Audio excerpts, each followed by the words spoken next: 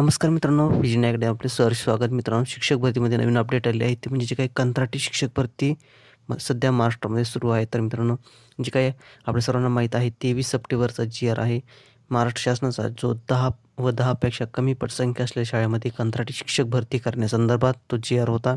तर त्याची आता अंमलबजावणी सुरू झाली आहे मित्रांनो. दिनांक 1/10/2024 पासून हा जी-आरची अंमलबजावणी जिल्हा परिषदमध्ये सुरू आहे. सध्या जिल्हा परिषद रत्नागिरीमध्ये या जी-आरच्या अंमलबजावणीबाबत जाहिरात आली आहे. तर ती काय आहे संपूर्ण जाहिरात आपण या व्हिडिओमध्ये पाहूया. त्यापूर्वी चॅनलवर नवीन असाल प्लीज चॅनलला सबस्क्राईब करा, लाईक करा, शेअर करा. तर पाहूया सविस्तर. मित्रांनो, जिल्हा परिषद रत्नागिरीने कंत्राटी शिक्षक भरती संदर्भात हे परिपत्रक काढलं आहे. विषय आहे स्थानिक स्वराज्य संस्थेच्या शाळेत 10 व 10पेक्षा कमी पटांच्या शाळेत डी-एड, बी-एड अर्हताधारक बेरोजगार उमेदवारांना कंत्राटी तत्वावर नियुक्ती करण्यासंदर्भात हा विषय आहे. तर मित्रांनो, यामध्ये जे काही शालेय शिक्षण विभाग व क्रीडा विभाग यांचा जी-आर आहे दिनांक 23 सप्टेंबर 2024चा. तर यानुसार 10 व 10पेक्षा कमी पटसंख्या असलेल्या शाळेमध्ये भरतीबाबत उपरोक्त संदर्भीय विषयानुसार मित्रांनो, यामध्ये उपरोक्त विषय संदर्भानुसार आपल्या गटातील 10 किंवा 10पेक्षा कमी पटाच्या शाळेत एक पद रिक्त असल्यास अशा शाळेत डी-एड, बी-एड बेरोजगार उमेदवारांना कंत्राटी तत्वावर नियुक्ती करण्याबाबत आपल्या गटाकडील शाळेंची यादी निश्चित करून मित्रांनो जे काही निश्चित करून आपले स्तरावर प्रसिद्ध करावे व बेरोजगार उमेदवारांचे अर्ज आपल्या कार्यालयात स्वीकारण्यात यावेत. मित्रांनो, जिल्हा परिषद रत्नागिरीने ह्या जिल्ह्यातील जी काही पंचायत समिती आहे, तर या पंचायत समितीमधील गट शिक्षण अधिकाऱ्यांना ही नोटिफिकेशन पाठवली आहे की आपल्या गटातील जे बेरोजगार डी-एड, बी-एड धारक आहेत तर यांचे फॉर्म सबमिट करून घ्यावेत. कशासाठी? तर जे काही 10 व 10पेक्षा कमी पटसंख्या शाळा आहेत तर येथे भरती करण्यासाठी. तर जे बेरोजगार डी-एड, बी-एड धारकांचे फॉर्म पंचायत समितीमध्ये गट शिक्षण अधिकाऱ्याकडे जमा करायचे आहेत.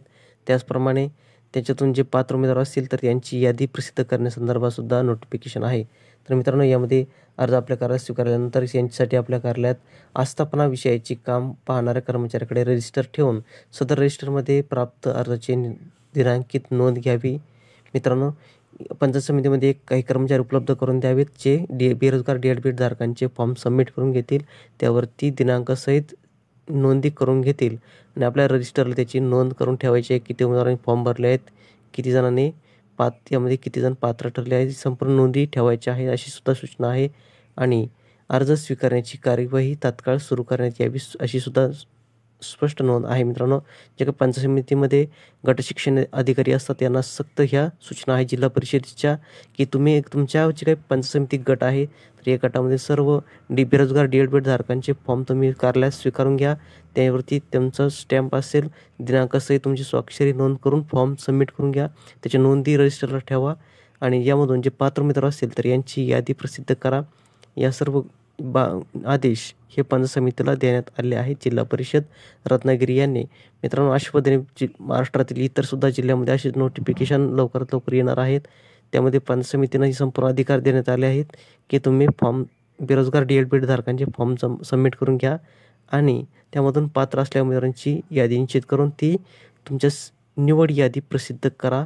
त्यांची डॉक्युमेंटसुद्धा चेक करा, व्हेरिफिकेशन करा अशी सुद्धा सूचना यांना देण्यात आलेल्या आहेत. तर मित्रांनो, ही होती पंचायत समिती गट शिक्षण अधिकारी यांना नोटीस पाठवलेली आहे जिल्हा परिषद रत्नागिरीने. तसे आदेश देण्यात आले आहेत.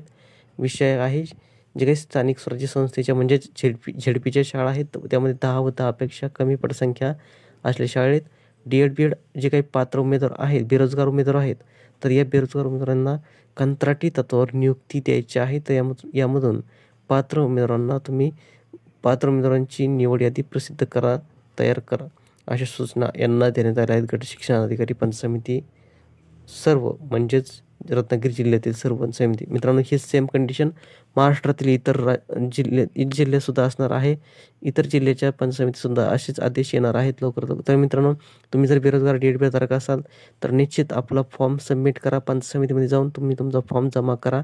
त्यासह तुम्हाला संपूर्ण एज्युकेशन क्वालिफिकेशन डॉक्युमेंट्स म्हणजे तुमचं 10वी 12वी डी-एड पदवी काय असेल ते संपूर्ण शिक्षण तुमचं जे सर्टिफिकेट एक झेरॉक्स सेल्फ अटेस्टेड या अर्जासोबत जमा करायचे आहे. मित्रांनो, हा अर्ज तुम्हाला पंचायत समितीमध्ये मिळेल किंवा CSC सेंटरमध्ये सुद्धा हा फॉर्म मिळेल बेरोजगार DED फॉर्म भरण्यासंदर्भात.